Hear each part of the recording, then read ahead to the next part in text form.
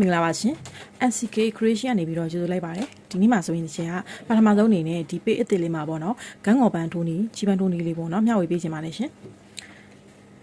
်ဂန်းငေါ်ပန်းချီပန်းထိုးတဲ့ကအရင်ဆုံးပြောချင်တာကကြတော့ချီအပင်အထူပါးလေးကိုအရင်ဆုံးပြောချင်တယ်ပေါ့နော်ဒါဆိုလို့ရှိရင်ချက်ကကလုတ်ချီလေးကိုသုံးထားတယ်ကလုတ်ချီပေါ့နော်အဖြူရောင်ပေါ့နော်ဂန်းငေါ်ပန်းဒီအဖြူရောင်နဲ့ဝစ်ဆန်ကအဝါဖြစ်တယ်အဲ့တော့အဖြူရောင်သုံးတယ်ဆိုတဲ့နေရာမှာအဖြူရောင်ချီကိုကိုကဒီကကြတော့နှစ်ပင်ဘူးလာတယ်ဒါပေမဲ့သူကပွင့်ဖက်ကိုထူထူထဲထဲလေးလိုချင်တာကြောင့်မလို့နှစ်ပင်ဘူးဆိုရင်ချဲတော့ပိုလီချီဆိုလို့ရှိရင်ဥပမာတစ်ပင်မှာ10ပင်ဘူးလာတာရှိတယ်ပေါ့နော်10ပင်ဘူးလာတာကိုမှ10ပင်ရဲ့နှစ်ဆဆိုရင်12ပင် sorry 16ပင်ပေါ့နော်16ပင်စာကိုဟိုကဒီချီခင်တို့အပ်နဲ့ထိုးမယ်တကယ်လို့ချဲသုံးတယ်လို့မျိုးကလုံးချီသုံးမယ်ကလုံးချီကဒီမှာ2ပင်ဆိုတော့သူ့ကို16ပင်ပြည့်အောင်ဟိုပါပေါ့နော်အချိန်ကြီးဟိုပါပေါ့10ပင်ပူးလိုက်တယ်10ပင်ပူးပြီးတော့အပေါက်ထဲကို10ပင်ထည့်ပြီးဒီလိုပူးလိုက်တဲ့ခါဟိုဘက်ဒီဘက်ကိုပူးလိုက်တဲ့ခါ10ပင်ကဒီလိုပူးလိုက်ပြီဆိုလို့ရှိရင်16ပင်စာဖြစ်သွားတယ်ပေါ့နော်အဲ့ဒီခါကျတော့ဒီ16ပင်စာအထူတိုင်းကိုထိုးပါမယ်နော်သူကကြတော့ချီခင်တို့အပ် site ကြီးနဲ့မှအဆင်ပြေပါမယ်အဲ့တော့ဒါလေးကပုံချမ်းလေးအရင်ပြပေးမယ်နော်ပုံချမ်းလေးမှာကြတော့ဘယ်လိုလုပ်မလဲဆိုတော့စဝိုင်းကက်လေးလိုတယ်စဝိုင်းကက်မရှိရင်တော့ကိုအဆင်ပြေဟိုအဖုံးလေးတွေပါလဲဆိုလည်းရတယ်ပေါ့နော်အဲ့မှာဆိုလို့ရှိရင်ကိုကဒီမှာဘယ် site တွားကျင်တာလဲsite ရမ်းကြည့်ရင်လည်းအဆင်မပြေဘူးပေါ့နော်သူကကြတော့လေ 3D ဆိုတော့အရန်အကြီးလည်းမဟုတ်အသေးလည်းမဟုတ်တဲ့အနေထားလောက်ပေါ့နော်အဲ့ခါကျတော့ share ကဒီမှာအငယ်ဆုံးဒုတိယတိုင်းရဲ့အငယ်ဆုံးကနေစရင်မယ်ဆို1 2 3 4 4ခုမြောက်မှာထိုးမယ်ပေါ့နော်အဲ့မှာတခါလဲပြောချင်တာကကျတော့စဝိုင်းကက်ရဲ့အာသာကျကျတော့ဒီမှာကျတော့သူကကျတော့ဒီအမှတ်လေးတွေရှိတယ်ပေါ့နော်ဂန်းငေါ်ဘန်းကပွင့်ဖက်၄ခုဖြစ်တာကြောင့်မလို့ဒီအမှတ်လေးပါကိုတခါလေးထည့်ပြီးဆွဲလို့ရပါအဲ့တော့ဒါလေးဆိုလို့ရှိရင်အပူပေးပြဘောပင်လေးနဲ့ကိုကစဆွဲရပေါ့နော်အဲ့တော့စဆွဲမယ်ဆိုတဲ့ခါကျတော့ကျတော့ဒီမှာ1 2 3 4 4ခုမြောက်ဝိုင်းလို့ချက်ဆွဲမယ်ပေါ့နော်ဆွဲမယ်ဆိုလို့ရှိရင်ကိုကအရင်ဆုံးဒီဝိုင်းလေးတစ်လုံးဆွဲဒါကြတော့လေဟိုအင်ကြီးပဲဖြစ်ဖြစ်ပေါ်ပါဖြစ်ကိုစိတ်ကြိုက်ပေါ့နော်လိုချင်တဲ့ site တိုင်းဒီပုံစံလေးရရင်စိတ်ကြိုက်လိုချင်တဲ့ site တိုင်းထိုးသွားလို့ရတယ်ပေါ့နော်တကယ်လို့ကိုစနစ်တကျအခြေခံနေစပြီးတင်နေတယ်ဆိုရင်ဒီချက်မှာဟိုပါပေါ့နော် online class အခြေခံနေစတင်ပြီးတဲ့ online class တင်တန်းလေးရှိပါတယ်အဲ့မှာဆိုလို့ရှိရင် share တန်းရှိရ ရိုးတန်းရှိရ share တန်းဆိုရင်တော့ပို့စုံတယ်ပိုများတယ်ပေါ့နော်ပြီးလို့ရှိရင် 3D ပန်းလေးတွေဒီလိုပန်းပွင့်ပုံစံမျိုးတွေပြင်တခြား design တွေလည်းအများကြီးထည့်ပြီးတင်ကြပေးတယ်ပေါ့နော်အဲ့ဒါပြင်လို့ရှိရင်ဟိုလက်ရည်သွေး design တွေပါဘာလာထိုးနိုင်ဒီတင်ကြပေးပါတယ်နော်တကယ်လို့တင်တန်းလေးစိတ်ဝင်စားလို့ရှိရင်ဒီချက်ရဲ့ဟိုဒီ Facebook page Messenger မှာလာပြီးတင်တန်းစုံစမ်းလို့ရပါတယ်ဒါအပြင်ဟို account ထဲမှာလည်း page တွေမှာလည်းတင်ပေးထားပါတယ်ပေါ့နော်အဲ့တော့ဒီမှာဆိုလို့ရှိရင်ကိုကအမှတ်လေးရှိတယ်ဆိုရင်အလွယ်လင်းတကူဒီလိုအမှတ်လေးပါထည့်မှတ်လိုက်လို့ရတယ်ပေါ့နော်သူကကြတော့တခါလေဒီမှာအမှတ်လေးအရာလေးပါဆိုအရာလေးဆိုမှတ်ထားပြီးသားဖြစ်တာပေါ့နော်အဲ့လိုဖြစ်တယ်ဆိုလို့ရှိရင်ဒီမှာဒီအမှတ်လေးနဲ့ဒီအမှတ်လေးနဲ့ကိုကဒီလိုလေးအရာလေးဆွဲပေါ့နော်မြင်ရလားတော့မသိဘူးအဲ့လောက်လေပေါ့နော်ပွင့်ဖက်ကလေအရန်ရှေ့ဝိုင်းလည်းအဆင်မပြေဘူးဆိုတော့လေသူကလေပွင့်ဖက်က၄ခုပြည့်အောင်ဟိုဘက်အမှတ်ဆက်လေးကိုလိုက်ပြီးတော့ဆက်လိုက်တာပေါ့နော်အရန်လည်းမကြီးစင်နဲ့အရန်လည်းမသေးစင်နဲ့ပေါ့နော်ဂန်းငေါ်ပွင့်ဖက်လေးတွေတိုင်းမြင်အောင်ကိုကဆွဲသွားပေးရပါမယ်။ညောင်ဒီဘက်နည်းနည်းကျင်းသွားတယ်ဆိုရင်ကျင်းသွားတဲ့ဟာလေးကိုဒီဘက်ပြန်ဆွဲမယ်။ပြီးရင်ဒီလိုလေးဆွဲရမယ်။စုစုပေါင်းပွင့်ဖက်၄ခုပါနော်။ပညာနာမျှဝေတဲ့ဗီဒီယိုဖိုင်တွေကိုတော့တခြားမှာမိမိအကျိုးစီးပွားအတွက်ဟိုပြန်ပြီးတော့ online class တွေမှာပြန်သင်တာတွေပါအဲ့လိုမျိုးတွေလုံးဝခွင့်မပြုပါအောင်နော်။ဒါလေးကပညာနာမျှဝေပေးခြင်းဖြစ်ပါတယ်။ကိုးယူတာတွေအသုံးချတာတွေနဲ့ပြန်သင်တာမျိုးတွေလုံးဝခွင့်မပြုပါဘူးရှင်။အဲ့တော့ဒီလိုလေးရပြီဆိုရင်စပြီးဖွင့်ဖက်စာထုတ်မယ်ပေါ့နော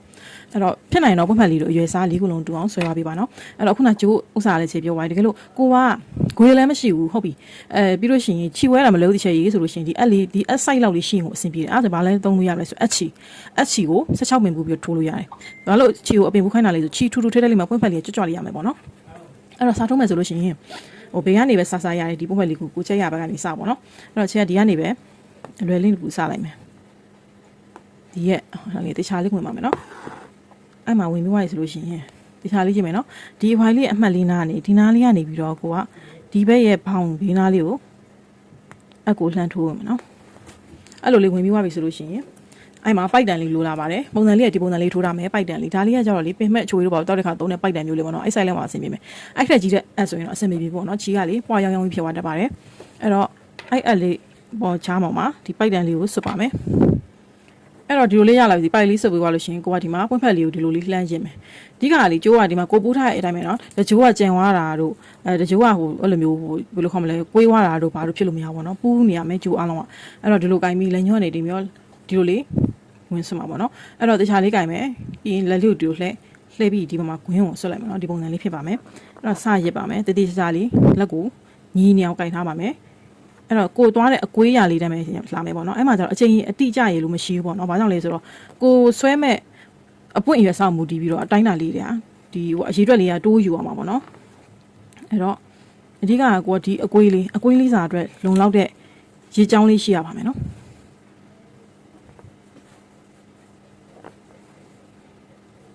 အဲ့တော့ဒီအနေထားလောက်ပေါ့နော်နောက်ထပ်တစ်ရက်လောက်ထည့်ရလိုက်ပါမယ်ကိုရစ်ထားတဲ့ဟာလေးရဲ့အထက်ကိုမှကိုကလက်မနှစ်စိတ်စာလောက်ပဲနည်းနည်းပို့တိုးပြီးတော့ယူလိုက်တယ်ပေါ့နော်ဒါကတော့လေဟိုတချို့ထိုးပြရလူလေးရှိမယ်တယောက်နဲ့တယောက်ကတော့ဒီစနစ်ကတော့နည်းချင်းတော့ခွာသွားနိုင်ပါတယ်နော်အဲ့တော့ဒူလေးရပြီဆိုရင်ကိုကဒီကြစ်ကြောင်းလေးတွေညီရလားကြည့်မယ်ပေါ့နော်ညီရဆိုရင်အဆင်ပြေတယ်ပြီးရင်ကြစ်ကြောင်းလေးကိုဒီဘက်လှည့်ပြီးကျိုးလေးကိုနောက်ပြန်ပို့မယ်ပြီးရင်ပိုက်တန်လေးကိုရင်ဆွဲထုတ်ပါမယ်ဆွဲထုတ်ပြီးရင်ဒီလက်မနဲ့လက်ညှိုးညှက်ကင်ထားတဲ့ကျိုးပေါ့နော်လက်ကိုမှလွတ်လိုက်နေပေါ့နော်ပြီးရင်ဒီဘက်ကအချီကျိုးကိုဆွဲချီထက်ထားတဲ့ကျိုးလေးဆွဲမယ်အဲ့မှာကျရင်လုံးဝဒီလက်နှစ်ဖက်ကလွတ်လိုက်လို့မရပါဘူးနော်အဲ့တော့ဒီလိုလေးဆွဲလာမယ်ဆွဲလာပြီးကျိုးအဲ့မှာဒီကျိုးကအကောင်လုံးကညီနေရပါမယ်နော်တကြိုးကကြံသွားတာတို့ဟွာဖြစ်သွားတာတို့ဟောပေါ့နော်ကြံခဲ့တာတွေခြံသွားတာပွားတာတွေဖြစ်လို့မရဘူးပေါ့နော်အဲ့မှာကိုကနည်းနည်းတက်ပြီးတင်းတင်းဆွဲမယ်ကဲဒီလောက်လေးရလာပြီဆိုလို့ရှိရင်အဲ့မှာကိုကလက်လေးနဲ့ပြန်ပြီးညီအောင်ပုံမြန်သွင်းမယ်ပေါ့နော်ဝက်ဖက်အနေထားလေးကိုလေရအောင်အဲ့လောက်လို့ရပြီဆိုလို့ရှိရင်အခုနကအထိုးထားတဲ့နေရာနားကိုပဲအကိုပြန်ထိုးချပါမယ်နော်ဒီဟာဆိုရင်ဒီပွက်ဖက်လေးကထူထူထက်ထက်လေးရပါပြီအဲ့တော့နောက်တစ်ခုစမယ်ဆိုရင်ကိုကစမယ်ဆိုလို့ရှိရင်ဘယ်ဘက်ကစလို့ရတယ်နော်ဒီဘက်ကစမယ်ဆိုရင်ဒီအက်နဲ့ဝေးတဲ့နေရာနားမှာဟိုချီကိုထိုးမယ်ပေါ့နော်တကယ်လို့ထိုးနေတဲ့ချီကုန်သွားပြီဆိုရင်ဒီဘက်မှာမလားဘက်မှာချီတုပ်လိုက်ပြီးပါမယ်နော်ဖြစ်နိုင်တော့ပေါ်ရန်လေးပဲကလော်ထိုးပါနော်အမှန်တော့ဒါတော့ချီပိုးတောင်းမှာချက်မယ်ပြောင်းတဲ့ဘက်ကိုမကြိုက်လို့မပြောင်းတဲ့ဘက်ကနေထိုးတာပေါ့နော်အဲ့လိုလေးထိုးပြီးချီပြပြီးချီတစ်ထည့်ပါနော်အဲ့တော့နောက်တစ်ခုထိုးမယ်ဆိုရင်လည်းအခုနအတိုင်းပဲသူ့ရဲ့ဒီရဲ့အခုနထိုးပြချက်ထိုးပြထားတဲ့ဘောင်လေးကနေထိုးမယ်ပေါ့နော်အဲ့ကနေပြီးတော့ဒီဘက်ကနေပြီးတော့အခုနပုံစံတိုင်းပဲကိုကဟိုဘက်ကိုဒီလိုလေးကလော်ပြီးတော့ပြန်လာမယ်ပေါ့နော်အဲ့မှာပွင့်ဖက်ကဟိုဖြစ်သွားတယ်ဆိုတော့နည်းနည်းပြန်ကလော်လိုက်မယ်ပေါ့နော်ပြီးရင်အခုနအတိုင်းပိုက်တန်လေးစွပ်ပါမယ်နော်အဲ့ဒါပြီးပြီဆိုလို့ရှိရင်အခုနတိုင်းပဲဒီကဥမာကိုကဒီအရေအတွက်ကထားပါတော့15ခုဆိုရင်ဒီကလည်း15ခုအကုန်လုံးပတ်လည်း15ခုနဲ့လောက်ရမယ်ပြောတာမဟုတ်ပါတော့တကယ်လို့ကိုထိုးထားတဲ့အရေအတွက်ကဒီဟာဆိုရင်ပထမတစ်ခုဆိုရင်4ခုလုံးအရေအတွက်တူရမယ်အဲ့ဒီတိုင်းအစစ်စစ်4ခုလုံးညောင်ထိုးရပြီပါနော်ဒီလိုအပွင့်လေးရပြီဆိုရင်ကျဲတို့ကဒီမှာပေါ့နော်ဒီကျိုးလေးနဲ့ဟိုဝစ်ဆန်လုံးမယ်ပေါ့နော်ဝစ်ဆန်ကြတာပိုလီချီပေါ့ပိုလီချီကိုကြတော့ဒီကိုထက်မဲ့အဝိုင်းလေးရဲ့ဟိုမှာဆိုတော့ထူထူထဲထဲလေးယူမယ်ပေါ့နော်အဲဒါဆိုဒီ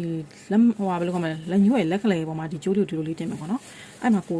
ဟိုဒီလိုလေးညီလေးရစ်သွားမယ်ပေါ့နော်ဟိုတချို့ကြတော့ဟိုလေးသုံးမွေးချီတို့ဟာမျိုးလေးသုံးရအထူထဲထဲလေးအဲ့ဒါလေးသုံးရင်ရတယ်ပေါ့နော်အဓိကတော့သူကရွှေဝါရောင်လေးဆိုတော့လေထူလေးသုံးရင်တော့ပိုပြီးစင်ပြေချက်မှာတော့အဲ့ကျိုးတော့မရှိသေးဘူးပေါ့နော်အဲ့တော့ပိုလီချီကိုလေးချဲရှင်းသွားမယ်ပေါ့နော်ထူလေးရစ်နိုင်လေးပိုကောင်းလေးပေါ့နော်ဒီလောက်ပမာဏရှိပြီးွားရဆိုရင်ကကြီးလေးနဲ့ညှက်ပါမယ်ပြီးပြီဆိုလို့ရှိရင်သူ့ကိုလည်းကိုဖြည်းဖြည်းချင်းဆွဲထုတ်ပေါ့နော်ဆွဲထုတ်ပြီးပြီဆိုလို့ရှိရင်ဒီအလဲနားလောက်ကနေပြီးတော့ဒီသူ့ကျိုးနဲ့သူပဲသူ့ကိုနှစ်ရည်ပြီးတော့တဝက်ပေါ့နော်တဝက်ကြပုံစံလေးပြန်ပြီးတော့စီးနှောင်လိုက်ပါမယ်နော်ဒါလေးကိုစီးနှောင်လိုက်ပါမယ်ပြီးရင်ဟိုဘက်ဒီဘက်ညှက်ပြီးတော့ညီညီလေးကကြီးလေးနဲ့လိုက်ပြီးတော့ညီညီလေးလိုက်ညှိပြီးတော့တိလိုက်ပါမယ်နော်အဓိကတော့အဝိုင်းပုံစံလေးပေါ်အောင်ဆိုတော့လေဘီးလေးရှိလို့ရှိရင်လည်းအဲ့အမွေးလေးတွေကိုဘီးစိတ်လေးနဲ့ဖိပြီးလို့ရတယ်မှာနော်ဟိုကထိုးနေနေအဲ့လိုမျိုးဟိုပါပေါ့နော်တပြေးနဲ့ဒီဖွားလေးဖြစ်အောင်မို့လို့ဟိုဘက်ဒီဘက်ကိုဘီးစိတ်လေးပုံစံလေးနဲ့လည်းရှိတယ်ဘီးစိတ်လေးလိုက်ဖိလို့ရပါတယ်အဲ့တော့ဘီးလေးနဲ့လိုက်ပြီးပြီဆိုလို့ရှိရင်ကိုကဒီလိုလေးဖွာထွက်နေအောင်ဒီလိုလေးလိုက်ပြီးတော့လက်လေးနဲ့ပြန်ပြီးတော့အလုံးအဲ့မှာကြာလို့ရှိရင်ဒီမှာအခုနဒီလိုလာရဲဆိုရင်သူ့ရဲ့ဖဲပြပုံစံမှာကျတော့ဟိုဘက်ဒီဘက်ကိုမှဒီလိုလေးပြန်ပြီးတော့လုပ်လိုက်တယ်ပေါ့နော်အဲ့မှာအတူရှင်မြည်သေးစဉ်ဝိုင်းနေအောင်လိုက်ပြီးကကြီးနေနဲ့လိုက်တီးပေးလိုက်ပါမယ်နော်ပြီးရင်တီလိုက်ဘီးလေးနဲ့ဖိလိုက်တီလိုက်ဘီးလေးနဲ့ဖိလိုက်လို့ပါမယ်နော်အဲ့တော့တဖြည်းနဲ့ညှိနေဒီလောက်လေးရလာအဲ့မှာကိုကထဲမဲ့နေရာလေးကိုထည့်ကြည့်ပါနော်အဲ့မှာထဲတဲ့ခါအလုံးဟွာလေးဝစ်ဆန်လေးကဒီရင်လောက်ဆိုအဆင်ပြေအဲ့ထက်ပိုကြီးရင်လေပွေးဖက်တွေအကုန်လုံးပြောက်သွားတတ်တယ်အဲ့တော့ဒီနေ့လောက်ရပြီဆိုချဲတော့ဘာနဲ့ထိုးမလဲဆိုချဲဒီမှာရိုးအက်ချီနဲ့ပဲထိုးတယ်ရိုးအနံပါတ်9နဲ့ပေါ့နော်ဟိုအလဲတဲ့မှာထိုးမှာဆိုတော့လေအလဲကချီချောင်းကြီးထင်းနေမှာပေါ့ကျင်လို့ချီထိုးတဲ့ဟိုင်နံပါတ်3တော့ပေါ့နော်အဲ့တော့ကိုကအလဲတဲ့ကိုရိုးအက်နဲ့ပဲထိုးလိုက်တယ်ရိုးအက်ကြီးဒါပေမဲ့အက်ချီကအဝါဝိုးသုံးတယ်ပေါ့နော်ပြီးရင်အဲ့လိုလေးထိုးဝင်တယ်ချီချောင်းကလိမ့်မသွားခြင်းနေပေါ့နော်အဲ့လိုမျိုးအပေါ်အောက်ကိုကခိုင်ခိုင်လေးထိုးရပါမယ်နော်၄-၅ချိန်လောက်ပေါ့နော်ကဲဒါဆိုလို့ရှိရင်ဒီမှာဝစ်ဆန်လေးနဲ့ပွက်ဖက်လေးနဲ့အကုန်လုံးပေါ်လင်သွားပြီပေါ့နော်အဲ့မှာကိုကထိုးနေတဲ့ဝစ်ဆန်လေးမှာအစလေးထွင်ပြီးကကြီးလေးနဲ့လိုက်တီးလို့ရတယ်အဲ့ဒါဆိုရင်ပေါ်ဝါအတွက်ပဲထိုးအင်ကြီးတော့ပဲထိုးဟိုကတချောင်းထိုးဟိုချီတွေအဲ့ဒီမလို့တဲ့တချောင်းထိုးချီနဲ့ထိုးနေရပါတချောင်းထိုးအပ်ပုံစံမျိုးအဲ့နဲ့ထိုးကြမလို့တဲ့ဒီကန်းကော်ပိုင်းထိုးနေလို့ရပါတယ်နော်အားလုံးစီနေကြပါသေးရှင်နောက်အပိုင်းရေနောက်ဗီဒီယိုဖိုင်တွေမှာထပ်ပြီးတော့ပညာနာနာလေးထပ်ပြီးမျှဝေသွားပါမယ်နော်